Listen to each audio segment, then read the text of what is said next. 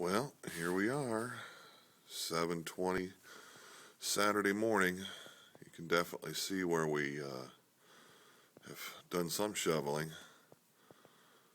but the driveway was clear last night when we went to bed at 11:30. As you can see, another 8 inches of snow fell. It does look like it packed in, though. Plow trucks came last night. I'm afraid to get to the end of the driveway.